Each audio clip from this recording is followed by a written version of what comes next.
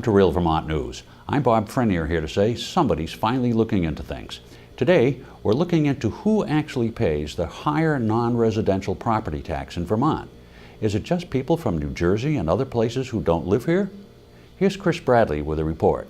Thanks, Bob. Many Vermonters don't realize that the so-called non-residential property tax recently under discussion at the State House is a higher tax on any Vermont property that is not connected to the land that they live on, like a woodlot, a camp, or farmland, business offices, rental apartments, stores.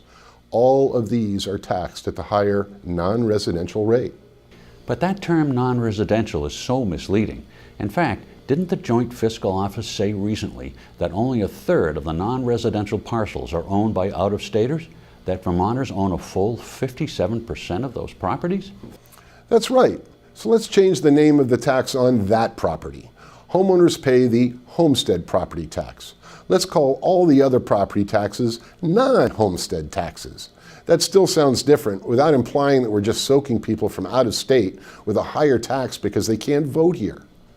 Okay, that makes it easier to understand why Governor Scott and the Republicans in the House argued with Democrats so long and hard to lower property taxes.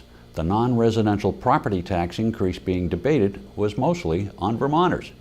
And let's not forget what the tax does to business owners, the people who supply most of the jobs here in Vermont.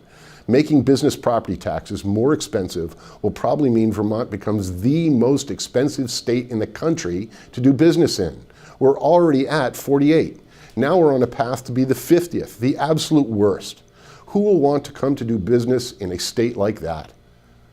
But did the Democrats have a point when they argued that failing to increase the non-residential / non-homestead tax would leave a big hole in the budget next year?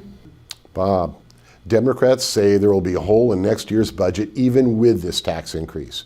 But very few in the legislative debate took into consideration that the economy is very hot, that we had millions of dollars in unexpected tax revenue this year, that we had a budget surplus. So what reason is there to believe revenues won't increase faster than the budget next year as well? Good question, Chris. If we don't lower property taxes when we have millions of dollars in unexpected state revenue, when will we?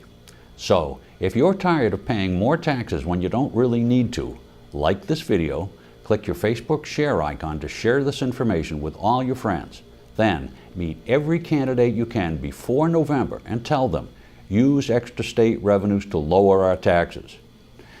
And that's all the Real Vermont News we have time for. A lot more happened, and we'll be looking into all of it.